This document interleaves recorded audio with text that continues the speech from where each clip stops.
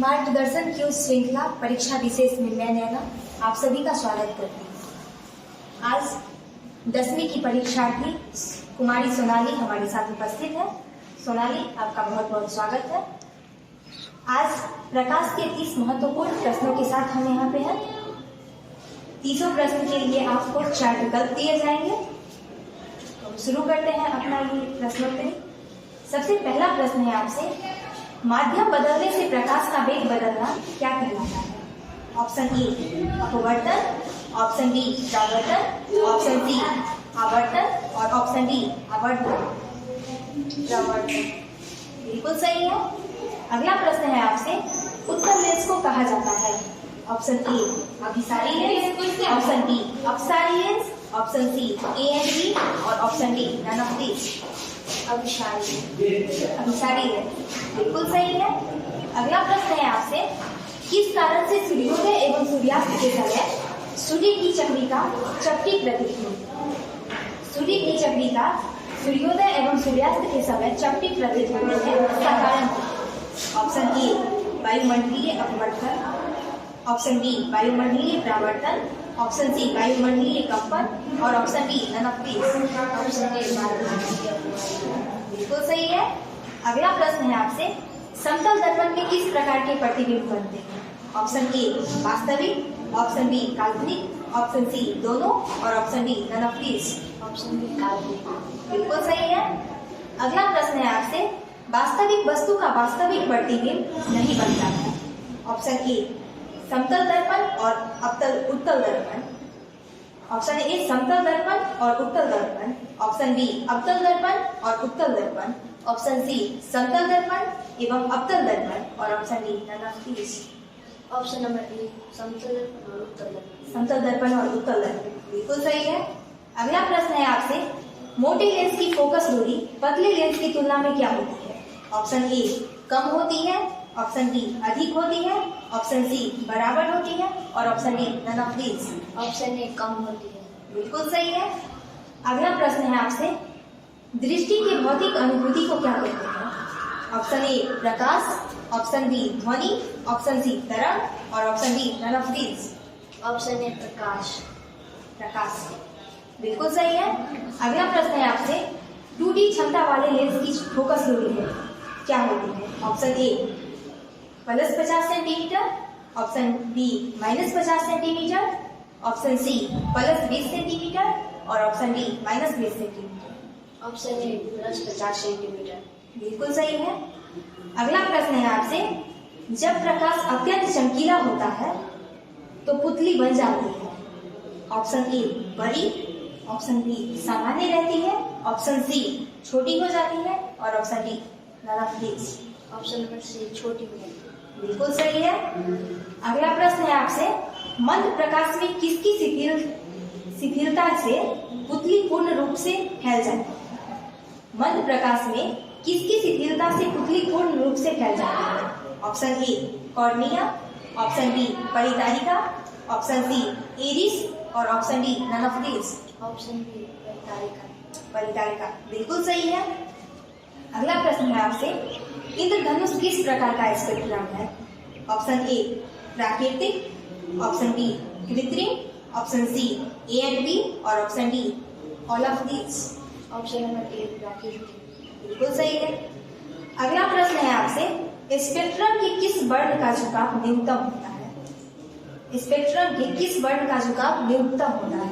Option A नीला, option B आसमानी, option C पीला और ऑप्शन डी लाल। ऑप्शन नंबर डी लाल। 13वां प्रश्न है आपसे, अब तक आपने 12 प्रश्नों का बिल्कुल सही जवाब दिया है।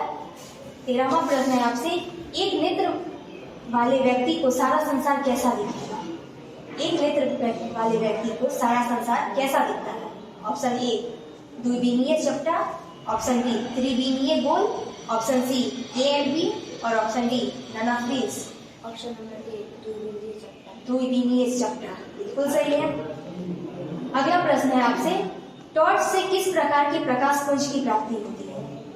टॉर्च से किस प्रकार के प्रकाश पुंज की प्राप्ति होती है? ऑप्शन ए समांतर प्रकाश पुंज, ऑप्शन बी संतृप्त प्रकाशपुंज, option C A and B, और option D all of this. संतृप्त बिल्कुल सही है। अगला प्रश्न है आपसे कि निम्न में से स्नेल का नियम है।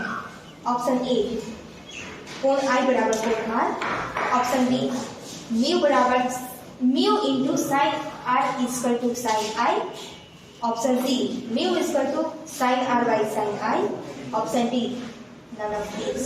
Option number D sine R बराबर साइन I बिल्कुल सही है।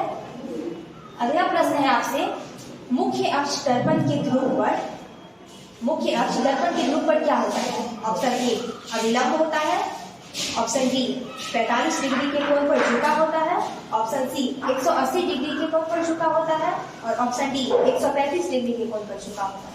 180 डिग्री के कोण पर झुका होता है बिल्कुल सही है। अगला प्रश्न है आपसे सिनेमा के पर्दे पर किस प्रकार का प्रतिबिंब बनता है। सिनेमा के पर्दे पर किस प्रकार का प्रतिबिंब बनता है।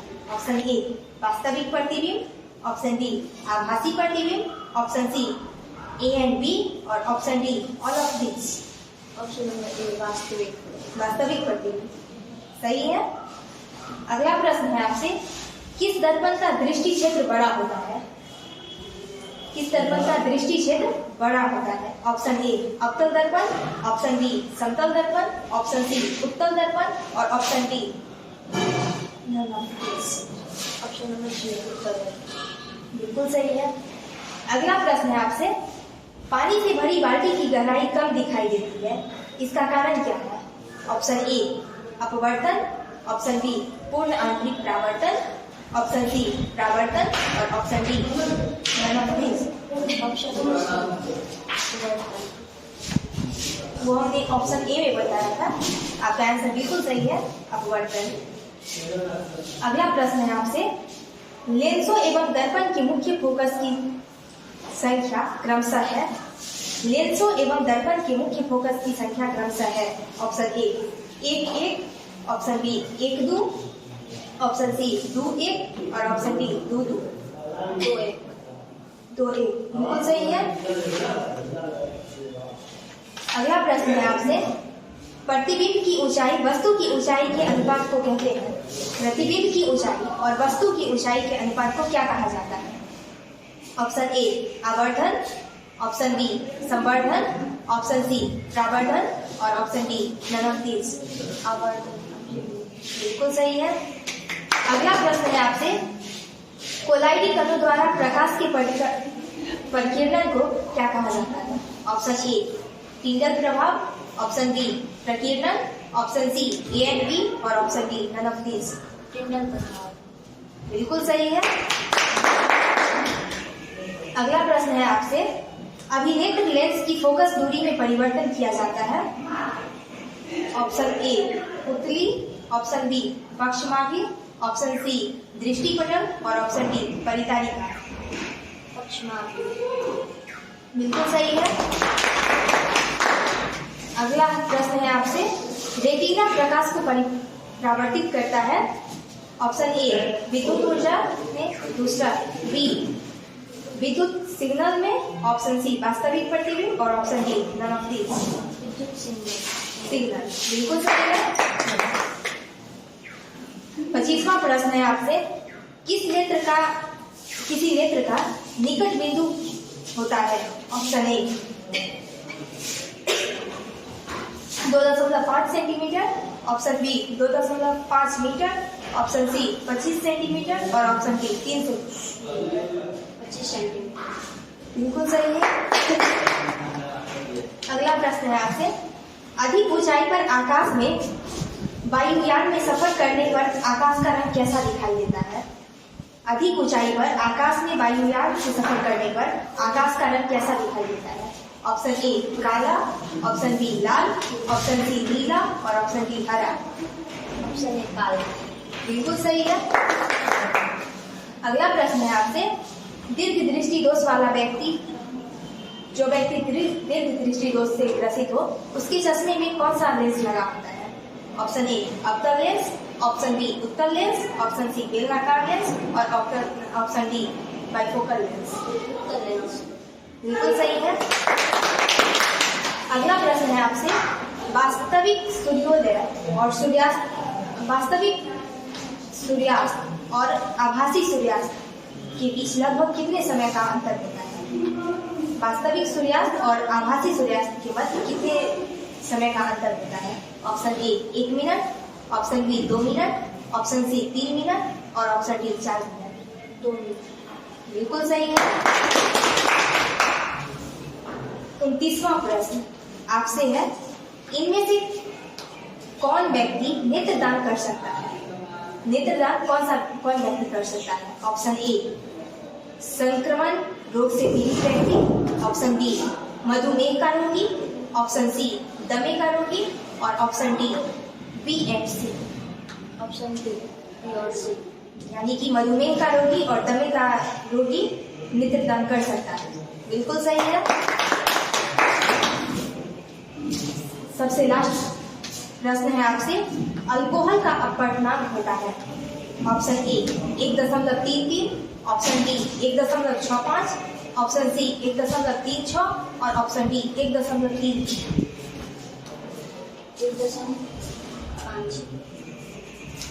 1.56। 1.36। अल्कोहल का अपवर्तनांक 1.36 होता है। बिल्कुल सही है। आपने इस क्यूज कॉन्टेस्ट में हिस्सा लिया, बहुत बहुत धन्यवाद।